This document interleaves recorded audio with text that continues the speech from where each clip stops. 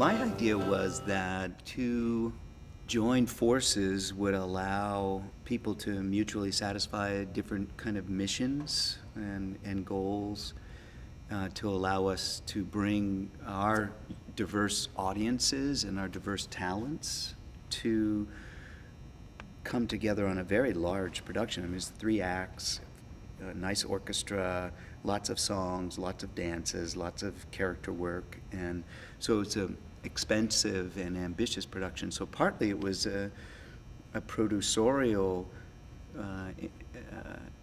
advantage to share the resources that came from the different members of this partnership. This production has been just so much fun to work on and to see develop and see what the students do with it too.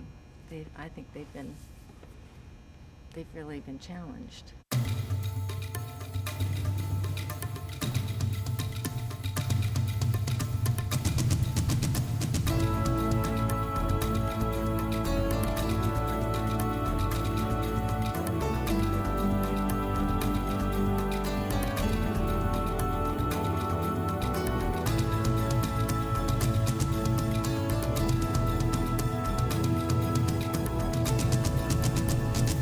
The idea around the partnership is, and particularly Riverside School for the Arts, the collaboration not only across the disciplines, art, dance, music, theater, design, but also across institutions.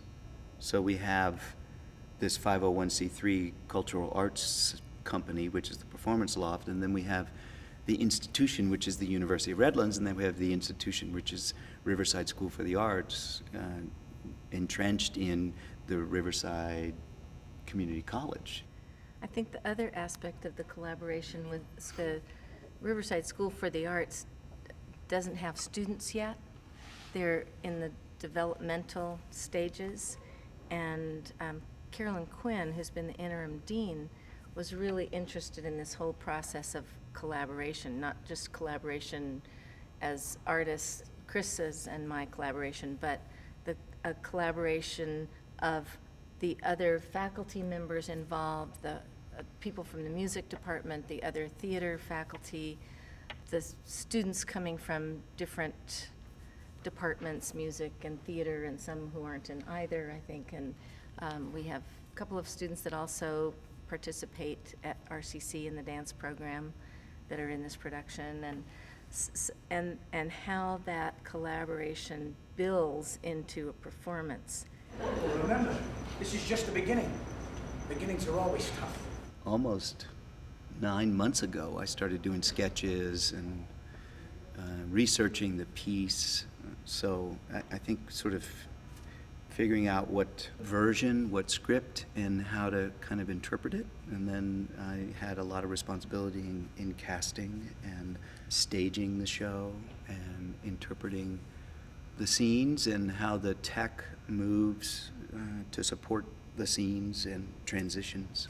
Basic approach to marketing, the budgeting, how much money we had to work with, what it cost to obtain the rights and the orchestral parts and costume and set and marketing and that kind of stuff. At our auditions, we had 3 phases. There was an acting phase, there was a vocal phase, a singing phase, and there was a movement phase. Let's see, we cast the show spring '04, and then vocals began in September. They learned the lyrics and they learned the music. Then Marco Schindelmann was the vocal director, and he was with the singers once and twice a week throughout the fall, working on vocal styling, the Brechtian viol sense of singing and speaking and at the same time. Millionaires keep disappearing.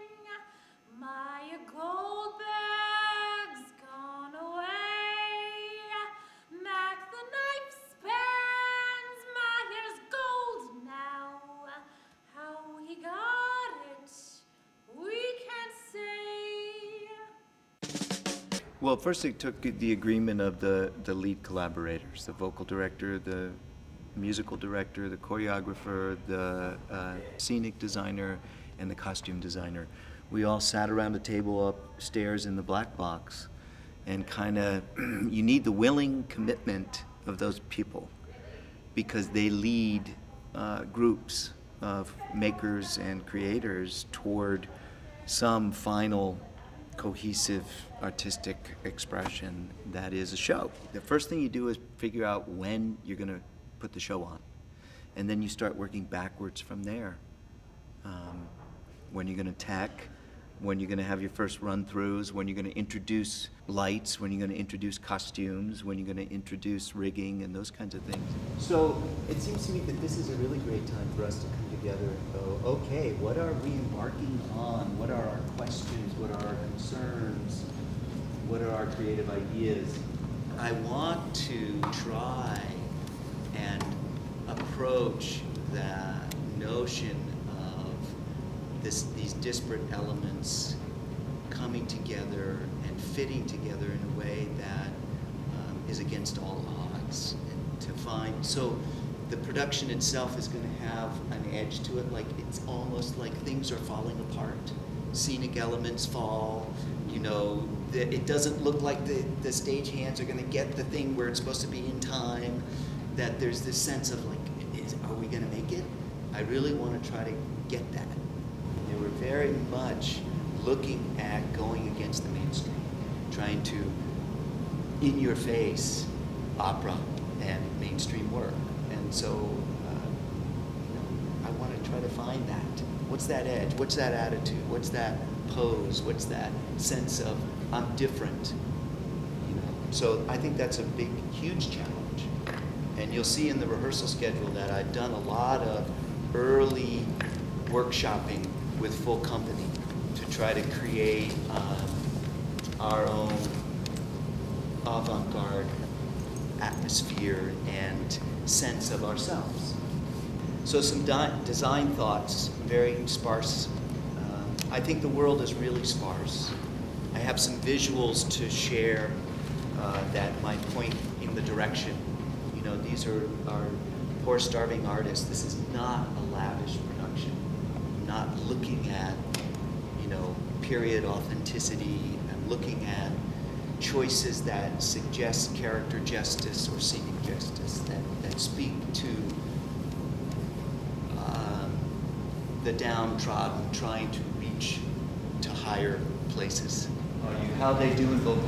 We're doing okay. I mean, most of the music is memorized and such, but you know, there was Into the Woods, and they're thinking this is in April, and we'll just concentrate on everything building up Right. to that. So They it'd be have nice. It gives them a Gala. sense that something is going on right now.